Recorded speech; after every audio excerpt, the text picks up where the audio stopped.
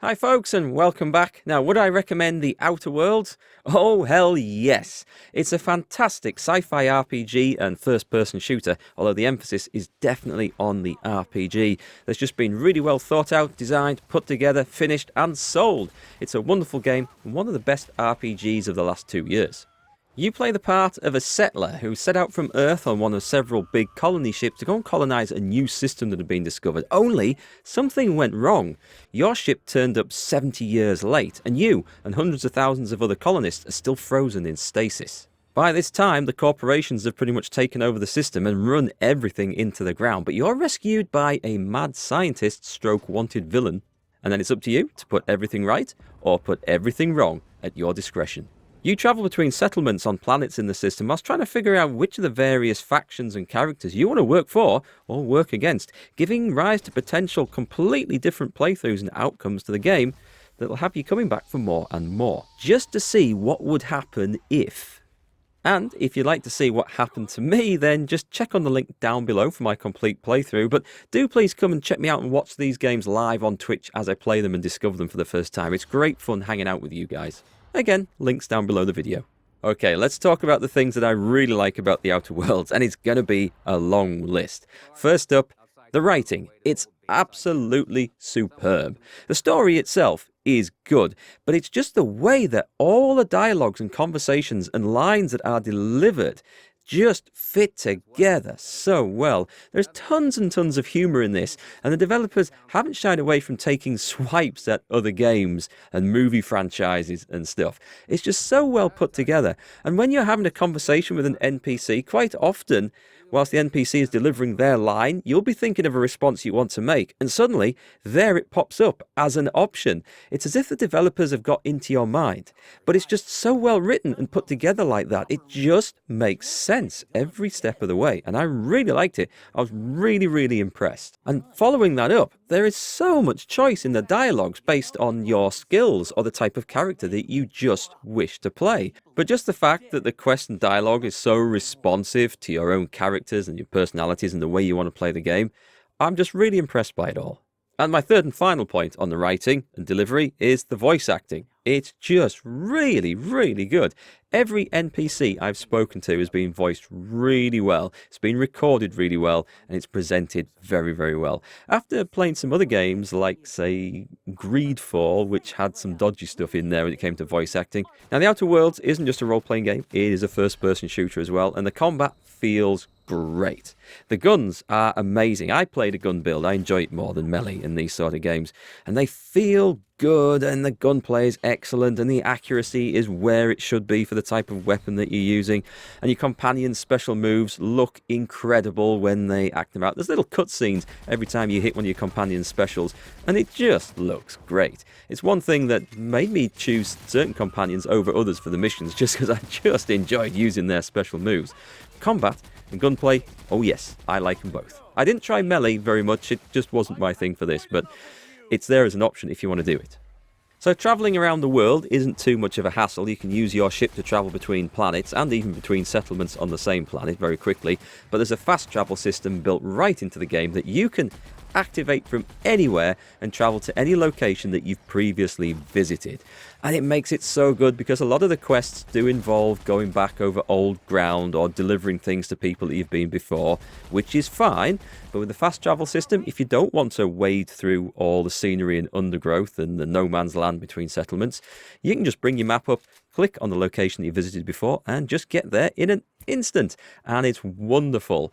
For those of you that do want to trek the long way around and see more of the wildlife and shoot stuff, because things do respawn, well, you've got the option if you want. But the fast travel system makes life such a breeze, and I really appreciated it. The developers have thought about it from a quality of life point of view of the gamer, and they've done it really well. Now, onto the skills and perks system for your character and for the NPCs. But for the character, you have a set of skills, and you can assign skill points as you level up to any of these skills as you wish, and you'll be able to really customize your character. Do you want to be a gunslinger? Do you want to be a melee dude? Do you want to be a scientist or an engineer or a hacker or just a charmer? It's all in there, and there's no class in this. It's a classless system.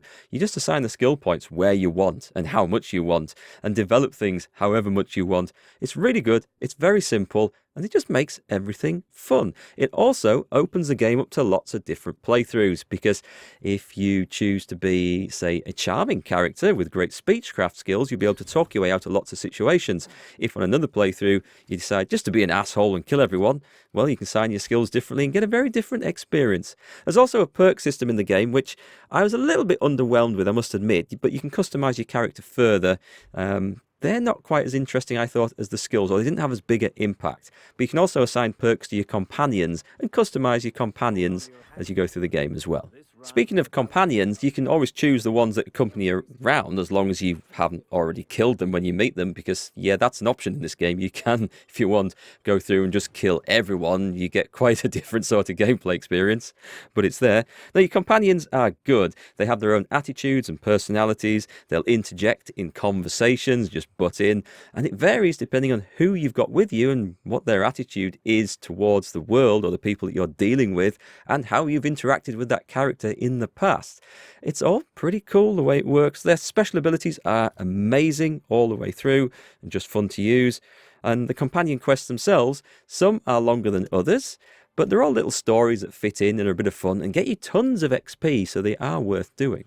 Also, and this is something I like, look out for loads of little Easter eggs in the game, references to maybe other movies or the sci-fi references, little lines that are delivered in dialogue, and you think, that's from Star Wars, I know that line, and it'll just have you laughing out loud, as I did. I love little things like that are put in where the developers will think, hey, this is going to be funny, let's do this. Graphics and sound, both very good, very colourful on the visuals, you can really see it pop out. And finally, one thing that, well, we shouldn't really be impressed by, but it is nice to see, is that this game was just released. It was finished, it was polished, there was no bugs that I encountered, it worked, it was for a fair price, there's no microtransactions. You know what, it's the way games used to be, which is how it should be. Sold for us customers with in mind. Not like none of these other developers and publishers that are pushing games out that aren't finished, that they're going to patch on day one to fix a load of stuff that should have been in the game already, that's bollocks, that's full of microtransactions, things behind paywalls. This is how a game should be made and sold, and I like it. But, however, no game is perfect, and there are a few things in the Outer Worlds that I didn't like quite so much. They are just a few, and they revolve around a theme. Firstly, I could have done with more variety in the enemies. There was a few critters unique to each planet, but not really enough, and I would have liked to have seen more of them.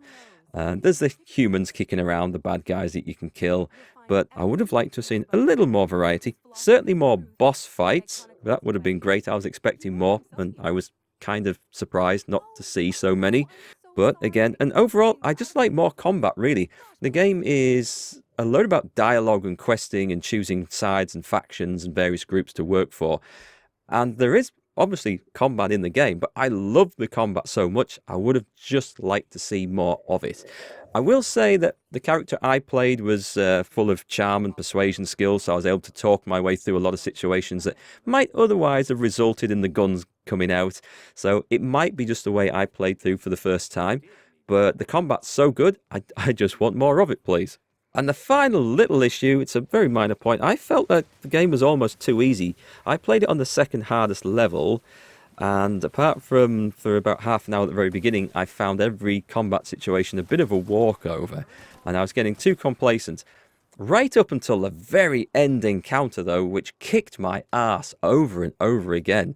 It was like too easy for 99% of the game, and then too hard for the last 1%. But it was very satisfying when I did eventually beat it. There is a more challenging difficulty level to play at, which might have solved that issue, but then your companions do suffer from permadeath if they get killed. And as they are wanting to run into stupid situations and get themselves killed, even when you control how they behave, then I didn't fancy trying that. But overall, The Outer Worlds feels like a cross between Mass Effect, Knights of the Old Republic 2 and Fallout 4, and that is no bad thing. It's a great game, it's really well thought out, designed and made, polished and finished, and there's scope for multiple playthroughs that are going to have different outcomes and different adventures on the way there, based solely on the skills you pick right at the start of the game and as you develop the character. For example, if you make yourself a dumb character, that's going to open up a unique dialogue option in certain quests that you wouldn't get otherwise. So there's always that element of, ooh, I wonder what would happen if, to try and come back and play through and try it through all again. You will get your money's worth out of this game. I thought it was really good, and I'm rating it a 9 out of 10. It's one of the highest rated games I've reviewed on the channel. So yes, I would definitely recommend The Outer Worlds. Alright folks, do please come along over to Twitch and watch me play these games live and help me form my opinions on them before I release my recommendations upon the world. It's great chilling out with you guys and playing games together and hearing what you have to say about them too. Links just down below. See you over there.